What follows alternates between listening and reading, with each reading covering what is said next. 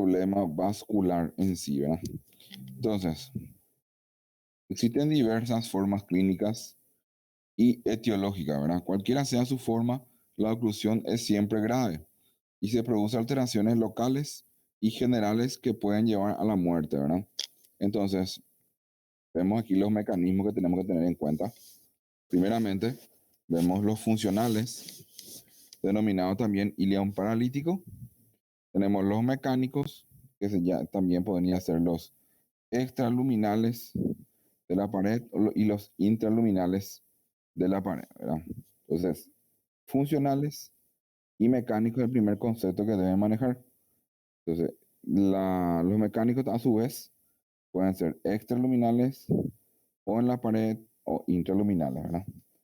Después, los mecanismos vemos aquí, por ejemplo, los funcionales podemos tener en pacientes que fueron, por ejemplo, postoperado, perdón, peritonitis, por ejemplo, para problemas metabólicos que pueden ser, por ejemplo, trastornos electrolíticos, de repente pacientes con insuficiencia renal también podrían tener este tipo de trastornos oclusivos, ¿verdad? De forma funcional, ¿verdad? El infarto del mesenterio también podría estar generando un trastorno funcional, ¿verdad? Después tenemos los medicamentos que también podrían generar algún tipo de trastorno funcional, ¿verdad? Uno cuando consume mucho, por ejemplo, los opioides, genera una disminución en el tránsito intestinal, lo cual genera con el tiempo la consumición muy, digámosle, crónicamente, de forma crónica en este caso, generaría justamente que el paciente llegue a un cuadro de eh, oclusión intestinal, ¿verdad? Bueno, después tenemos las mecánicas, son las típicas que más se ven muchas veces. Vemos la mecánica de causa extraluminal, tenemos las bridas, las adherencias, compresiones e inflamaciones.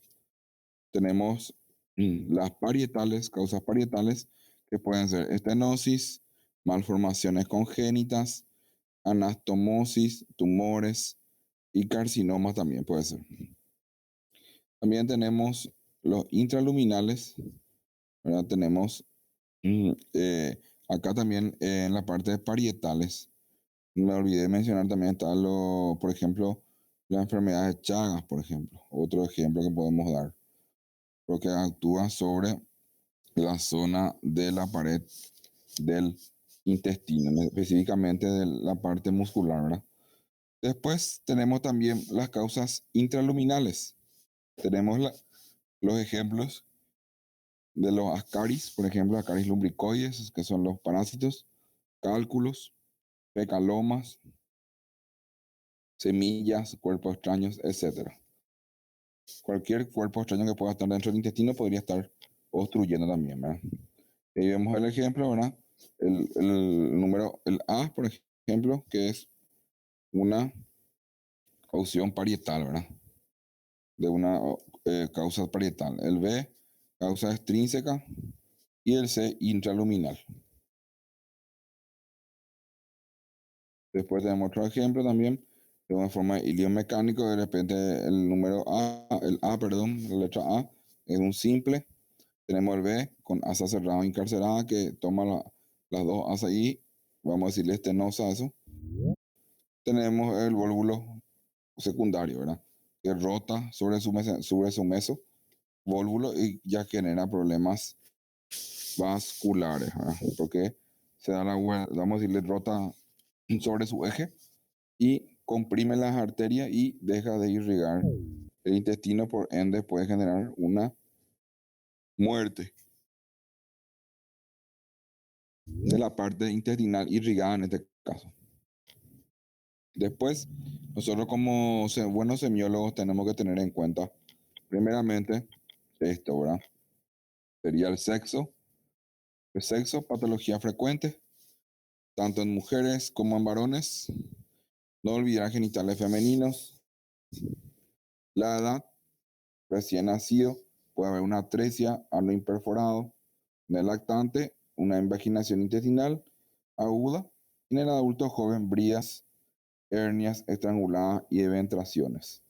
Entonces, dependiendo de la edad, podemos estar pensando en ciertas patologías de vuelta y también dependiendo del sexo, también podemos pensar en ciertas patologías que conllevarían a tener, digámosle, pensar en un cuadro oclusivo. O sea, que la causa del cuadro oclusivo es lo que estaríamos determinando más con la edad, por ejemplo. Y acá, por ejemplo, el otro, al finalizar acá, edad media, por ejemplo, tumores colónicos y ancianos vólvulos, ¿verdad? Entonces, si viene, por ejemplo, un paciente, un adulto joven, lo primero que vamos a pensar nosotros sería en bridas, hernias, en eventraciones, ¿verdad? No vamos a pensar de entrada en un tumor colónico ni en un vólvulo o lo que sea, ¿verdad? Entonces, para eso nos serviría a nosotros tener esta anamnesis o eh, estos datos, por ejemplo, como el dato de filiación, ¿verdad? La edad y el sexo. Vemos aquí también eh, la semiología que debe manejar usted en su historia clínica. Típico es el dolor por crisis. Dolor por crisis, detención de heces y gases, náuseas y vómitos son las típicas características del cuadro oclusivo, ¿verdad? Distensión abdominal y hablando un poco del dolor, ¿verdad? El dolor muchas veces es intermitente, es el clásico dolor por crisis, dura segundos y luego cesa para volver al cabo de algunos minutos. Se inicia en el mismo sitio del abdomen, recorre un trayecto que siempre es el mismo y termina en el mismo lugar, ¿verdad? Con el correr de las horas o los días, el dolor se atenúa o desaparece, ya que el músculo se agota, ¿verdad? Entonces, cuando de repente ya mucho tiempo está con un cuadro oclusivo, muchas veces ya desaparece ese dolor, ya que el músculo intestinal liso ya se cansó, por decirlo así, se agotó. El otro tipo de dolor es el continuo que asienta en el sitio donde se produce la compresión del meso o del intestino. Duele el cuello de la hernia estrangular, ¿verdad? O sea, el cuello de la hernia estrangular es lo que duele. El dolor por crisis también se traduce en la lucha del intestino para vencer el obstáculo y el dolor continuo de la compresión, ¿verdad? O sea, constantemente el intestino está tratando de luchar para poder desobstruirse. Entonces, eso es lo que muchas veces duele, ¿verdad? Bueno, entonces la detención de heces y gases, el paciente deja de eliminar gases por el ano, lo que es más llamativo, es importante que la detención de heces, ¿verdad? En las oclusiones intestinales altas, el paciente puede eliminar contenido que se encuentra debajo de la obstrucción, ¿verdad? De repente, digámosle que debajo del ángulo de Trace lo consideramos una oclusión intestinal baja. Por encima del ángulo de Trace lo consideramos una oclusión intestinal alta, ¿verdad? Entonces, de repente cuando uno ve a un paciente con cuadro oclusivo alto, el paciente de repente puede eliminar por la boca, muchas veces puede eliminar bilis, ¿verdad? Vómitos verdosos, ¿verdad? Y si es que es ya demasiado ya intenso digamos, mucho tiempo ya cuadro oclusivo, inclusive ya en un cuadro oclusivo bajo, podría inclusive hasta vomitar materia fecal, ¿verdad? Que sería los vómitos en borra de café, ¿verdad?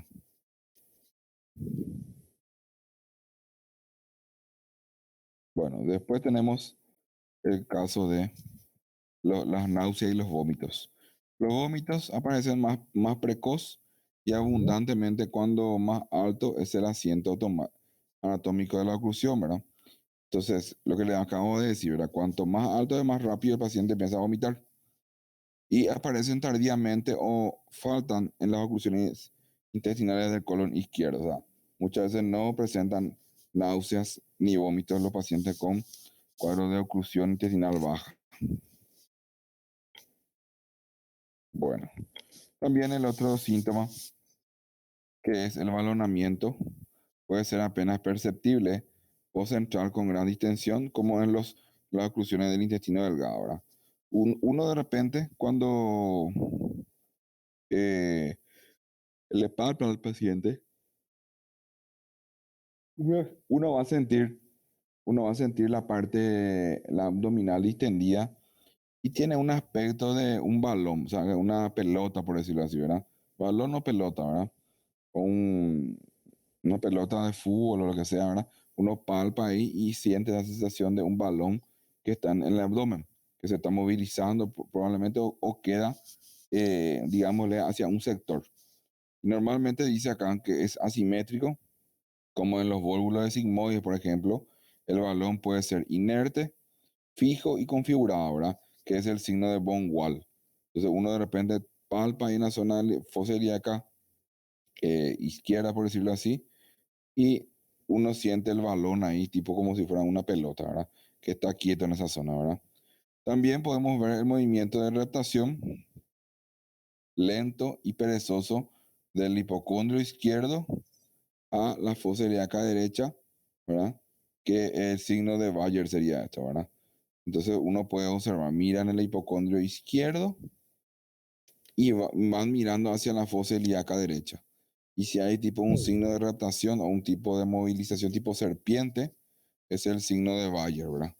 Entonces, dos signos que hay que tener en cuenta cuando ven un cuadro oclusivo, ¿verdad? El balonamiento o von Wall, ¿verdad? Y el signo de Bayer también, ¿verdad? Entonces, ver el signo de reptación. Bueno, después, ¿qué tenemos que evaluar el examen físico?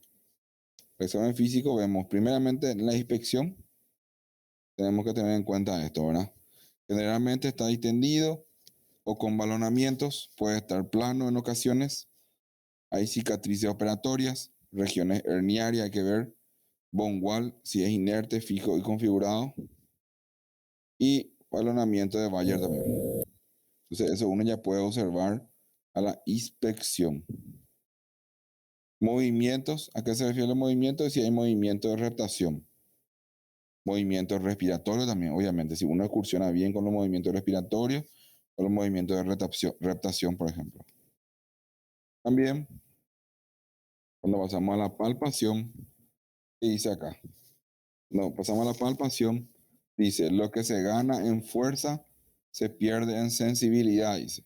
¿Qué significa eso? Que palpar cuidadosamente las regiones herniarias, ausencia de contractura abdominal, cicatrices operatorias, tumores, fecalomas, sensación de despegamiento o signo de Yersuni, ¿verdad? Entonces, el Yersuni sería justamente cuando hay fecalomas, muchas veces uno toca, toca, toca, toca y de repente siente que se despega. Entonces uno palpa y siente que el tumor o lo que sea que haya ahí se despega. Una sensación de despegamiento de una, por decirlo así, puede ser de un intestino a otro intestino o del peritoneo parietal al intestino. O sea, uno siente con la mano que se despega algo, ¿verdad? Que se desadhiere sería, ¿verdad? O sea, eso sería el signo de Yersuni, ¿verdad? Y entonces, ¿qué es lo que dice acá la palpación? Lo que se gana en fuerza se pierde en sensibilidad. ¿Sabes? Cuando uno tiene más fuerza a la palpación, uno pierde la sensibilidad. Entonces hay que tener en cuenta eso, ¿verdad? Después, percusión. ¿Qué buscamos en la percusión? Desde el timpanismo por distensión abdominal hasta la matidez por acumulación de líquidos dentro de las asas. Recuerden, entonces, si de repente todo hay un cuadro oclusivo, normalmente debería haber un sector timpánico, ¿verdad? Porque hay aire acumulado o gases. Y también en la parte de la matidez, de repente, cuando ya hay líquido de sufrimiento, muchas veces se genera líquido de sufrimiento, una serosa, ¿verdad? O sea, una serositis, o genera muchas veces un transudado a consecuencia del sufrimiento de las asas intestinales. Entonces, hay pequeña cantidad de líquido y probablemente pueda haber una submatidez al percutir, ¿verdad? Cuando el mesenterio se comprime, el peritoneo llora y acumulándose líquido libre en la cavidad. ¿Qué significa eso? Que cuando hay un problema de obstrucción vascular, en este caso prácticamente, ¿verdad? Que es el mesenterio donde están los vasos que irrigan el intestino, se comprime y la frase dice que cuando se comprime el mesenterio, se comprime el peritoneo y llora. Entonces, ¿qué significa eso? Que se acumula líquido libre en cavidad. Por último, la auscultación. Hay que evaluar los ruidos hidroaéreos, que por fin ya dijimos que era de 8 a 16 aproximadamente muchas veces. Entonces, ocultamos los ruidos hidroaéreos. Los ruidos peristálticos coinciden con las crisis dolorosas y los movimientos de rotación. Se ve, se palpa y se escucha. ¿Qué significa eso? Que uno puede observar la reptación tipo serpiente, ¿verdad? También puede palpar y también lo puede escuchar. Cuando el músculo se fatiga, se paraliza. O sea, otra forma, porque el músculo se queda cansado, entonces automáticamente se paraliza y deja ya de funcionar. El, Al finalizar el examen físico del abdomen, tienen que tener en cuenta que el tacto vaginal y el tacto rectal, o sea, el vaginal y el rectal, es importantísimo. En un carcinoma del cuello uterino engloba el recto, de repente, un mioma enclavado en la pelvis o una torsión anexial podría generar un síndrome de cuadro oclusivo. Entonces hay que tener en cuenta la evaluación de la pelvis y el recto. En el recto, en este caso, para un cuadro oclusivo, podríamos encontrar una impactación fecal en los ancianos, muchas veces cuerpos extraños, acumulación de semillas de frutas, pólipos y estenosis. Entonces uno puede evaluar si de repente eso es lo que está generando la oclusión intestinal. O de repente también se puede tactar una ampolla rectal vacía. Significa que la oclusión probablemente sea un poquito más alta, entonces nunca llega la materia fecal a dicha zona. Bueno, y el plan diagnóstico: descartar enfermedades generales con repercusión abdominal, descartar enfermedades torácicas con repercusión abdominal, descartar enfermedades médicas del abdomen y descartar otros cuadros quirúrgicos del abdomen. Entonces, tenemos que descartar primero eso y tenemos los diagnósticos diferenciales que ya habíamos hablado nosotros en las clases pasadas acerca de la clasificación, ¿verdad?, de abdomen agudo quirúrgico. En este caso tenemos un oclusivo, entonces los diagnósticos diferenciales son el inflamatorio, el hemorrágico, torsión de vísceras o tumores, grandes dramas abdominales como la pancreatitis y el infarto del mesenterio. Son los diagnósticos diferenciales. Los métodos auxiliares de diagnóstico que podríamos tener en cuenta, no es para que, no es como preguntar examen, pero por lo menos para que sepan ya, para que les sirva para el año que viene. Tenemos laboratorios, o sea, análisis de sangre, radiografía, tomografía computarizada muchas veces, ecografías, etcétera.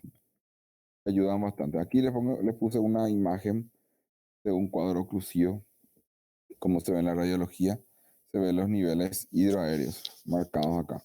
Para decir así que se puso una regla acá, ¿verdad? Porque los niveles subieron.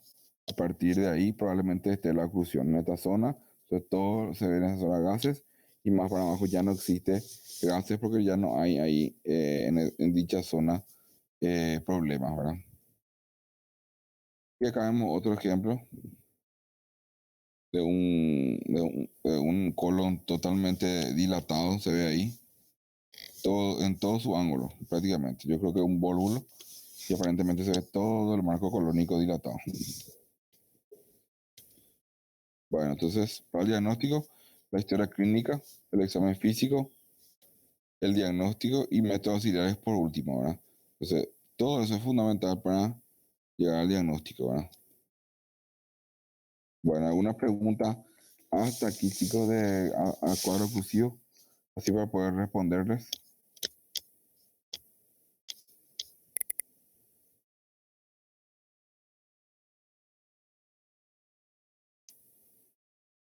No hay pregunta entonces.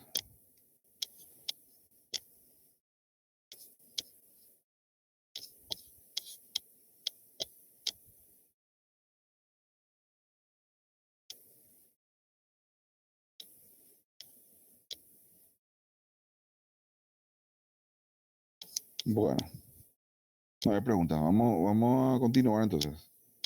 Vamos a continuar con el abdomen agudo hemorrágico. El abdomen agudo hemorrágico es otro capítulo que tenemos que saber también. Se ve el PowerPoint, ¿verdad? El abdomen agudo hemorrágico es otro capítulo bastante importante, ya que ayuda también a diagnosticar justamente una peritonitis, pero de origen hemorrágico. ¿En qué sentido hablamos de eso? Cuando hay una erosión sanguínea, o sea, un sangrado en el abdomen, esa sangre erosiona o irrita el peritoneo, ¿verdad? Entonces, a consecuencia de eso, aparte de que el paciente tiene una sintomatología de una hemorragia, un sangrado, por decirlo así, también irrita su peritoneo como una peritonitis. Por ende, el paciente debe de ser sometido a una cirugía para evaluar dónde es el sangrado y solucionar respectivamente el problema. Cerrar la canilla, como se dice, el grifo, como se dice, ¿verdad? Entonces hay que ver qué es lo que está sangrando. Entonces, el abdomen agudo hemorrágico, el concepto, sangrado libre en la cavidad peritoneal, que básicamente se acompaña de una anemia aguda que produce un conjunto de signos y síntomas que orientan al médico a la sospecha diagnóstica.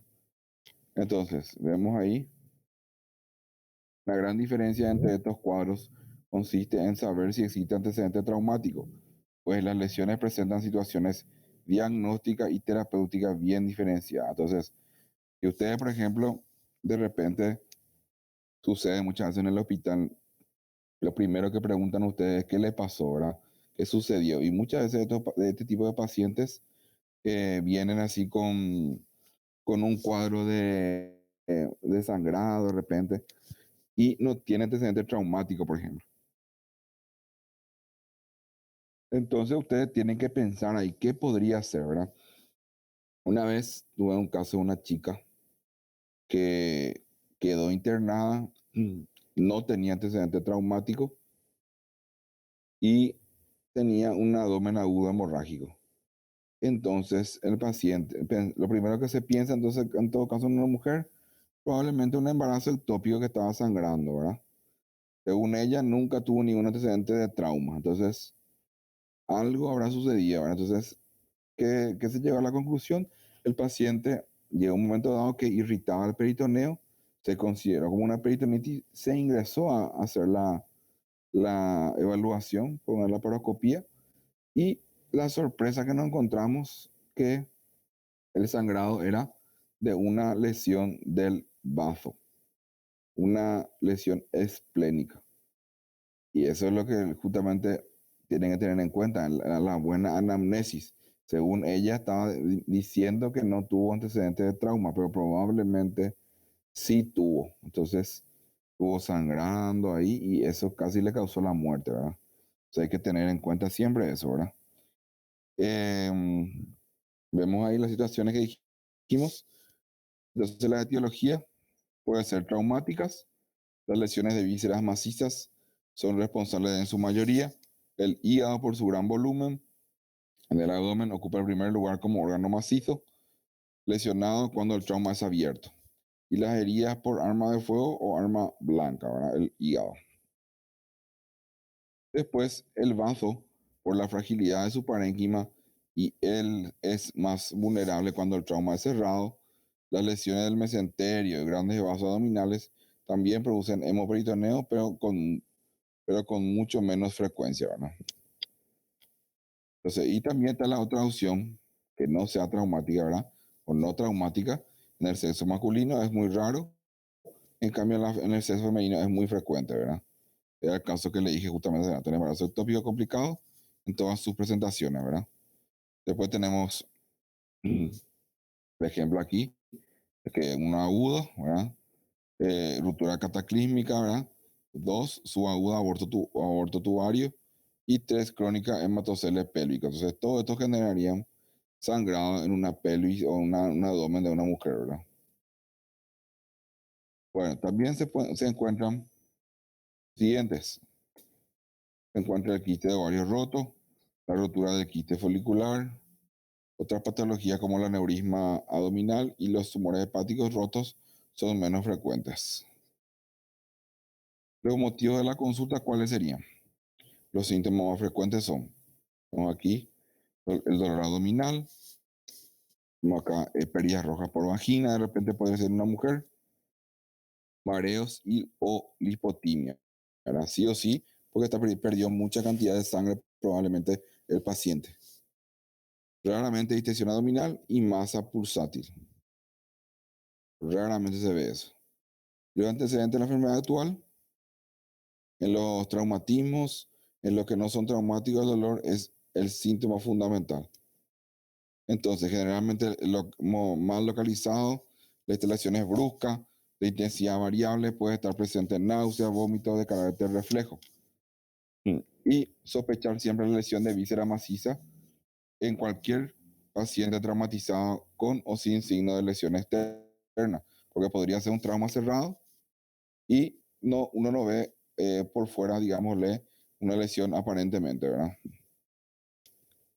También sobre todo en trauma del abdomen superior, tenemos que ver la trascendental alteración o no del sensorio.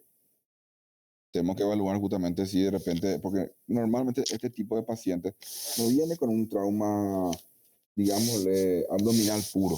Normalmente va asociado a otro tipo de trauma, ¿verdad? De repente un trauma abdominal va asociado a un trauma torácico, de repente también un traumatismo craneoencefálico con un traumatismo de abdomen o de pelvis, está todo, viene mezclado la cosa, ¿verdad? Por decirlo así, un politraumatizado siempre viene acompañado por muchas cosas, ¿verdad? Muy raramente vienen pacientes de abdomen agudo hemorrágico puro, ¿verdad? Que solamente en el abdomen tenga el problema. Puede ocurrir, ¿verdad? Justamente lo que estaba comentando, pero es poca la frecuencia que hay, ¿verdad? Pero hay. Para las heridas penetrantes es importante la dirección del agente causal. Tenemos que saber hacia dónde va el cuchillo, por decirlo así, o la faca. Después, las perillas rojas por vagina pueden acompañarse de lipotimias, relacionadas con el ciclo menstrual, métodos anticonceptivos, actividad sexual, dolor de bajo vientre podría ser, investigar traumatismo reciente, rotura de abajo en 2 tiempos no son infrecuentes. El examen físico generalmente normal, pueden estar escoriaciones, por ejemplo, pueden encontrarse, o equimosis, hasta lesiones bien visibles inclusive, ¿verdad? Y leve distensión abdominal, hipo por irritación del diafragma por sangre, ¿verdad? O sea, presenta esa hipo de, ¿verdad? Ese tipo de hipo presenta el paciente porque la sangre está irritando el diafragma, ¿verdad? Es por ende el nervio frénico genera esa defensa o esa postura del hipo. Bueno, el dolor abdominal a la descompresión traduce la irritación química no purulenta o peritonismo, ¿verdad? Entonces la defensa muscular es pequeña o moderada, la percusión es dolorosa y los ruidos hidraderos suelen estar presentes. El dolor y los signos de hipovolemia constituyen la forma más frecuente de presentación de los pacientes, ¿verdad? Y por otro lado, evaluamos la evaluación inicial del abdomen. No intenta realizar la evaluación de cuál es el órgano lesionado. ¿Qué significa eso? Cuando nosotros evaluamos, siempre le dije a ustedes que traten de ser más específicos, ¿verdad? Si el problema es en el páncreas, si en la vesícula, si en el ciego, qué sé yo, ¿verdad? En el caso del trauma es diferente. En el caso del trauma se evalúa en la primera evaluación hay que evaluar si el abdomen está irritando o no. Porque si irrita el abdomen, automáticamente uno tiene que, digámosle, ingresar al quirófano para ver qué es lo que está sangrando, ¿verdad? Es un criterio de cirugía. También el otro criterio de cirugía podría ser si el paciente empieza a descompensarse. ¿Qué significa eso? Haciéndole las medidas ya sea de suero, sangre, igual si es descompensado, ¿verdad? Ya que dijimos que podría tener lipotimias, mareo, entonces también es un indicativo para hacer la resolución quirúrgica y ver qué es lo que está sangrando, ¿verdad? Bueno, también se puede determinar si existe o no la necesidad de una laparotomía inmediata, ya dijimos eso. Con los signos vitales podemos determinar si el paciente se encuentra hemodinámicamente estable o hemodinámicamente inestable. Después la existencia de dos o más de los siguientes. Por ejemplo, acá tenemos 4 ejemplos. Primero, la presión arterial sistólica menor a 90 milímetros de mercurio o descenso superior a 30 milímetros de mercurio respecto a los niveles basales anteriores. O sea, hay que tener en cuenta eso. La frecuencia cardíaca mayor a 100 latidos por minuto da, por ende, una taquicardia, obviamente, que un mecanismo de defensa porque está perdiendo sangre. La piel fría y húmeda con sudoración profusa o pérdida de la recuperación de la circulación capilar tras compresión digital, por ejemplo. La alteración del sensorio, intranquilidad, agitación, confusión, somnolencia y obnubilación podría estar apareciendo también. Y los métodos auxiliares que tenemos que utilizar. Vemos aquí el laboratorio, hemoglobina, hematócrito, crisis sanguínea, beta-HCG en la mujer, imágenes, la ecografía mucha utilidad, la TAC también, ¿verdad? ¿Qué es lo que se hace con la ecografía?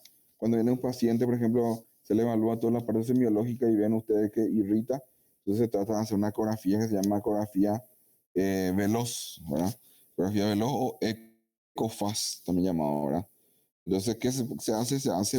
El único objetivo del ECOFAS o la ecografía veloz es buscar si hay líquido abdominal en cualquier sector donde se podría acumular, ¿verdad? En el Douglas, de repente en el perito cólico o de repente en el Morrison, de repente. Entonces, si de repente vemos que hay líquido y el paciente irrita, ya automáticamente se puede ingresar a operar, ¿verdad? Bueno, también en el caso de la mujer, ¿verdad? Se le tiene que pedir el BTHCG para descartar la parte, digamos, el embarazo ectópico. En las imágenes, la ecografía de mucha utilidad, ya dijimos, la función lumbar, la función abdominal, lavado peritoneal diagnóstico, ya casi no se está utilizando, ¿verdad? Pero se podría utilizar en casos que no tengamos otros métodos para evaluar, ¿verdad? La laparoscopía y la laparotomía exploradora también ya se consideran como método de tratamiento y de diagnóstico también muchas veces, ¿verdad? Diagnósticos diferenciales, volvemos a lo mismo. ¿Cuáles son los diagnósticos diferenciales que tenemos? El inflamatorio, el oclusivo, la torsión de vísceras o tumor, dramas abdominales, pancreatitis aguda, infarto de mesenterio. Entonces, el, el hemorrágico podría confundirse con cualquiera de estos, ¿verdad? Bueno, ¿alguna pregunta de abdomen agudo hemorrágico? Creo que es bastante fácil.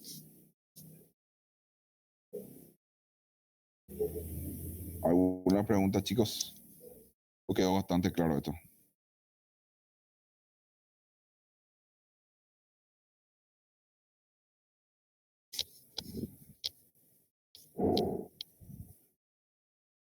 No hay preguntas.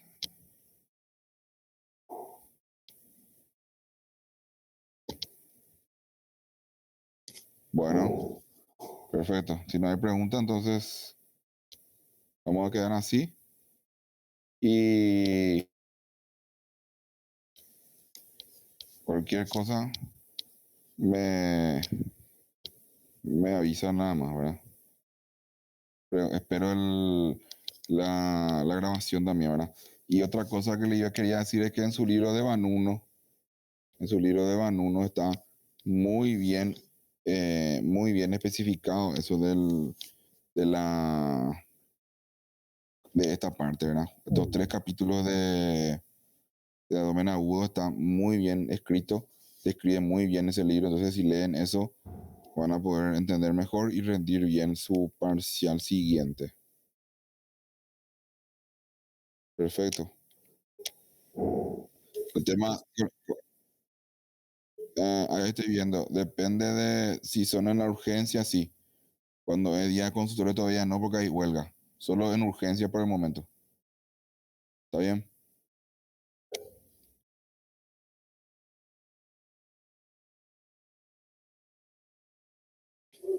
Podría, podría ser. Todo cuestión de organizarse. Tenemos que organizarnos. Dale, estamos entonces. Quedamos así entonces. Chao, chao.